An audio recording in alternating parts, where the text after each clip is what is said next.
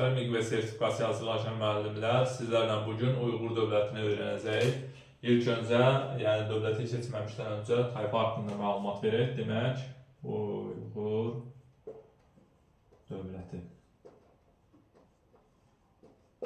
Ümumiyyətlə, Uyğur xalqları, bunu yadda saxlayaq ki, Mərkəzi Asiyada, Mərkəzi Asiyada yaşamış türk tayfalarıdır. Hansı ərazidə bunlar yaşamış türk tayfaları oldu? Mərkəzi Asiyada yaşamış türk tayfasıdır. Və haqlarında ilk məlumat nə zaman verilmişdir? Haqlarında, yəni ümumi olaraq məlumatları qeyd edəsək, məlumat 2-ci əsrdə verilmişdir. Neçənci əsrdə? 2-ci əsrdə idi. Daha sonra hansı dövlətin tərkibində olmuşdular? Göytürk dövlətinin tərkibində idi. Hansı dövlətin? Göytürk dövlətinin, yadda saxlayaq, tərkibində nə eləmişdi? Olmuşdu. Və burada bir məqamı da xatırlatma edək ki, Göytürklərin tərkibində olan zaman digər türk tayfaları ilə birləşib Çinə qarşı hətta mübarizə aparmışdı. Bir də Çin dirici xalqı, Çin xalqı Göytürklərin tərkibində, kimin tərkibində? Göytürklərin tərkibində bunları məşhur, yadda saxlayaq, məşhur oxçu hesab edirdi. Nə hesab edirdilər? Məşhur oxçu hesab edirdilər. Yəni Uyğurlar Göytürklərin tərkibində Çin xalqlarından deyirik ki, fərziyyələrinə, düşüncələrinə əsasən məşhur oxçular hesab olundu. Dövlət nə zaman yarandı? 744-cü ildə yarandı. Demək ki, Uyğur dövlətinin yaranmasına vaxt olur 744-cü ildə. Dövlətin qurucusu kimdir? Dövlətin qurucusu Qutluk Bilgə, yadda saxlayaq ki, Külxaqandır. Kim oldu? Qutluk Bilgə Külxaqan. Hakimiyyət illəri 744-745-ci ildir.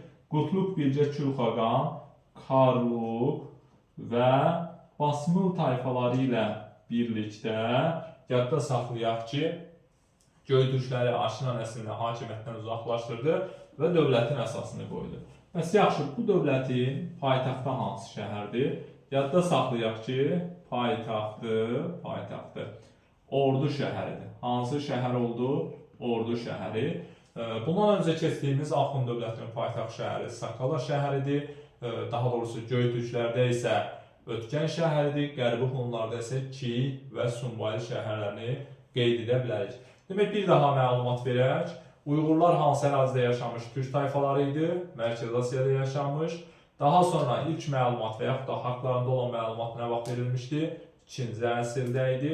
Hansı deyirik ki, dövlətin tərkibində olmuşdu? Göytürklərin, hətta digər türk tayfaları ilə birləşib Çinə qarşı mübarizə aparmışdı və Çin mənbələrində isə bunları adlandırırdılar ki, Göytürklərin tərkibində məşhur oxçu hesab olunur. Dövlət 744-cü ildə yarandı. Paytaxt şəhəri hansı oldu? Ordu şəhəri. Karluk və Basmıl tayfaları ilə birlikdə isə Göytürkləri Aşina nəslini hakimiyyətdən uzaqlaşdırdı. İndi isə gəlirik Qutluk Bilgə Külxaqandan sonra hakimiyyətə kim gəlmişdi? Hakimiyyətə gələn Moyonçurdur. Kimin adını çəkirik? Moyonçur. Hakimiyyət illəri 745-759-cu illəri əhatə edir və Moyonçurun hakimiyyətə gəlməsi yadda saxlayın ki, əvvəlcə narazılıqla qarşılandı. Necə qarşılandı? Narazılıqla qarşılandı. Ancaq daha sonra hakimiyyətini möhkəmləndirə bildi. Yəni, bu cümləyə də fikir verək, əvvəlcə narazılıqla qarşılansa da, sonradan yadda saxlayın ki, hakimiyyətini neynədir?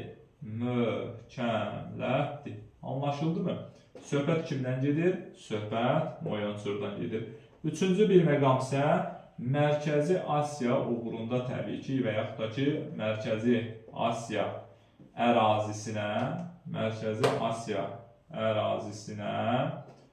elə Uyğurların özü sahib oldu. Kimlərin özü sahib olur? Uyğurlar sahib oldu. Və burada Talas döyüşü baş verdi. 751-ci ildə Talas döyüşü baş verdi. Hansı döyüş? Talas döyüşü.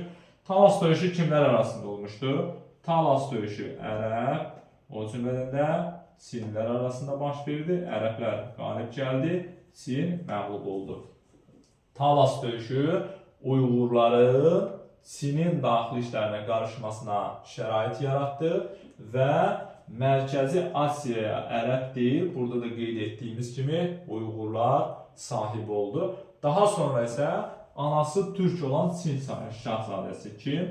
Anası yadda saxlayırıq ki, türk olan Çin şahzadəsi, hakimiyyəti şahzadəsi Çin imperatorunun hakimiyyətini devirdi. İmperator isə öz hakimiyyətini yenidən bərpa etmək üçün Uyğurlara müraciət etdi. Uyğurlar isə Çinin paytaxtını tutub imperator hakimiyyətini bərpa etdi. Qeyd etdiyimiz fikirlərin hər biri Moyançurun hakimiyyəti dövrünə aiddir. İndi isə keçid alaq və yaxşı, bu Uyğurlar Çindəki Han sülaləsini kimlərdən qoruyurdu? Uyğurlar yadda saxlayaq ki, Uyğurlar Çində olan, yəni belə deyək ki, Çində hakimiyyətdə olan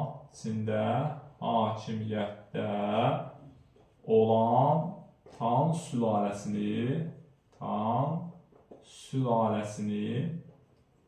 yadda saxlayaq. Qiyamçı çıxışlardan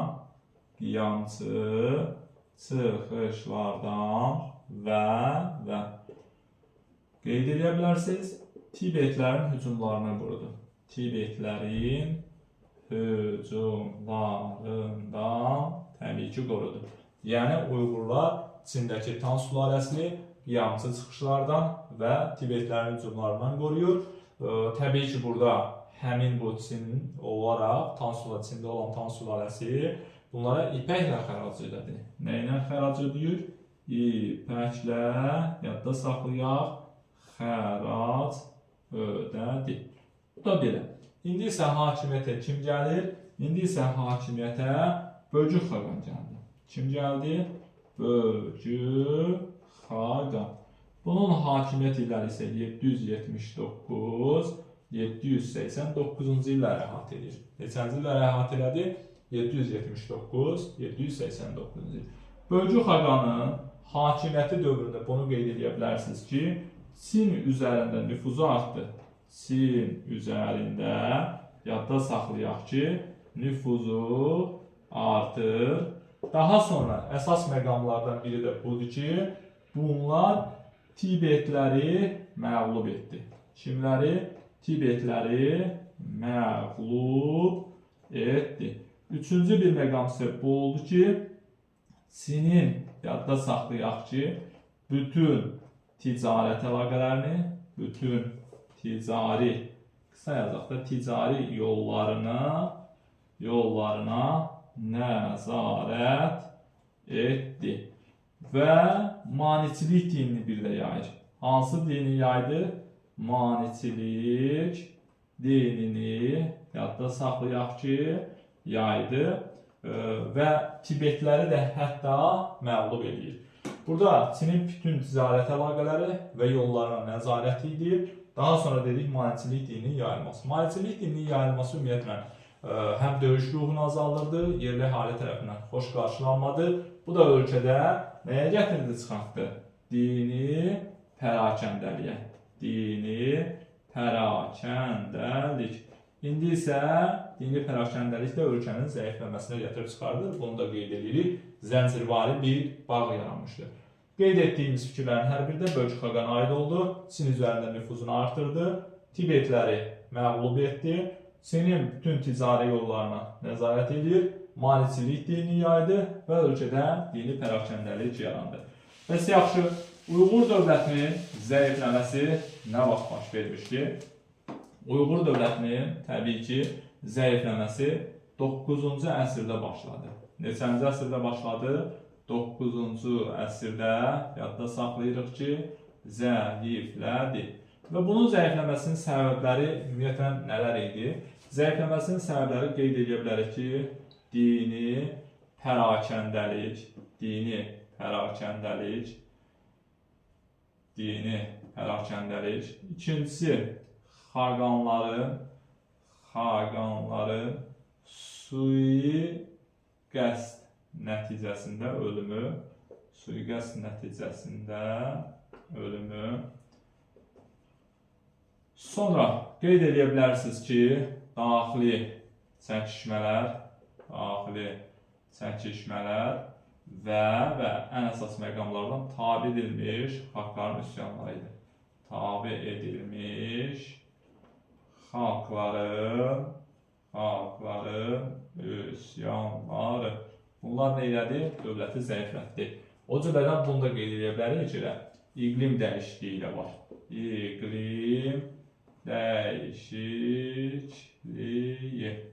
İqlim dəyişikliyi, dini pərakəndəlik, xaqanların sui-qəsd nəticəsində ölümü, təbii ki, tabe edilmiş xalqların üsyanları idi. Ölkə daxilində də olan o çəkişmələr, məsəl üçün bu dini pərakəndəlik falan ilə özü də daxili çəkişmələrə sonunda gətirib çıxartmışdı və nə vaxt süquta uğradı? 842-ci ildə. Neçənci ildə? 842-ci ildə. Kimlər tərəfindən? Qırğızlar tərəfindən. Bir də mədəniyyət baxımından isə desək, burada yüksək, yadda saxlayaq, şəhər mədəniyyəti inkişaf etmişdir. Hansı mədəniyyət? Yüksək şəhər mədəniyyəti və dağılmış şəhərləri bərpa elədilər, yeni şəhərləri inşa etdilər. Digər bir nüans isə bundan ibarətdir ki, nəyə görə şəhərlər və ticari yolların əhəmiyyəti artır? Çünki Uyğur dövləti İpək yolu üzərində yerləşir. Hara? İpək yolu üzərində yerləşir. Uyğur dövləti İpək yolu üzərində yerləşir. Daha sonra ən əsas məqamlardan da biri budur ki, Avropalılardan təbii ki, xeyli əvvəl bunu da deyək, mətbəə yaradırlar. Nə yaradılar? Mətbəə yaradı və Mani dini yayılması üçün kitab çapı elə mətbəədir. Deyilir ki, istehsal olundu. Həmin kitab çapını Çinlilərdən öyrəndi, ərəblər isə Uyğurlardan mənimsədi. Daha sonra isə Avropaya yayılmış oldu. Bir daha indi qeyd edək. Moyonsunun hakimiyyətləri nə vaxt oldu? 745-759-cu il. Hakimiyyətə gəlməsi əvvəlcə necə qarşılandı? Narazılıqla qarşılandı. Bəs yaxşı, sonradan hakimiyyətini möhkəmləndirə bildimi? Bəli, möhkəmləndirdi və xüsusən Uyğurlar hansı əraziyə sahib oldu? Mərkəzi Asiyaya sahib oldu. Talas döyüşü nə vaxt baş verdi? 751-ci ildə. Kimin hakimiyyəti dövründə? Moyonsunun hakimiyyəti dövründə. Talas döyüşündə kimləri qalib gəldi? Ərəblər. Kimləri məğlub oldu? Təbii ki, Çinlilər. Bəs yaxşı, Çinin daxili işlərinə kimləri qarışır? Uyğurlar. Mərkəzi Asiyaya kim sahib oldu? Uyğurlar. Bundan sonra isə anası Türk olan Çin şəhzadəsi imperator hakimiyyətini devirdi. Amma sonradan Uyğurların müraciət nəticəsində imperator hakimiyyəti bərpa olundu. Çində hansı sülaləni himayə edirdi Uyğurlar? Tan sülaləsini. Tan sülaləsini nələrdən qoruyurdu? Təbii ki, qiyamçı çıxışlardan, Tibetlərin hücumundan. Bölgü xaqan hakimiyyətləri nə vaxt oldu? 759-779. Çin üzərində nüfuzu artır, Uyğurların yoxsa azalır? Təbii ki, artır. Çinin bütün ticarət yollarını ələ keçirdi, nəzarət etdi və daha sonra isə bunu qeyd edirsiniz ki, maneçilik təlim ölkədə yaratdı. Bir də kimləri məğlub edir? Tibetləri məğlub etdi. Ölkədə nə yarandı? Dini pərakəndəlik. Neçənci əsrdə zəiflədi? 9-cu əsrdə. Bir də maneçilik dini yerli əhali tərəfindən xoş qarşılandı mı? Təbii ki, xeyr, çünki döyüş ruhunu daha da azaldırdı. Dövlətin zəifləmə səbəbləri nələr idi? İqlim dəyişikliyi, xaqanların sui-qəsd nəticəsində ölümü, dini pərakəndəlik, tabe edilmiş təbii ki, xalqların üsyanları idi. Nə zaman süquta uğradı? 842-ci ildə. Kimlər tərəfindən? Qırğızlar tərəfindən. Kənd mədəniyyəti inkişaf eləmişdi, yoxsa şəhər? Şəhər mədəniyyəti inkişaf etmişdi və dağılmış şəhərlər bərpa olundu, yeni şəhərlər inşa olundu. Bəs şəhərlərin yaranması, ticarət yollarının əhəmiyyətinin artması nə idi? İpək yolu üzərində yerləşməsi. Böyük İpək yolu, bunu da qeyd edə bilərik xatırlatmaq üçün. Eradan və 2-ci əsrdə Xan sülaləsi dövründə inşa edilmişdi. Həm ticari, həm də Çin işğalçı müharibələri qarətçilik yolla, qarətçilik məqsədindən istifadə edirdi. Daha sonra Avropalardan xeyli əvvəl nə öyrəndi? Kitab çapı mətbəəni Çinlərdən öyrənmişdi, ərəblər isə bunlardan mənimsədi. Bu günlük bu qədər. Sağ olun, hələlik.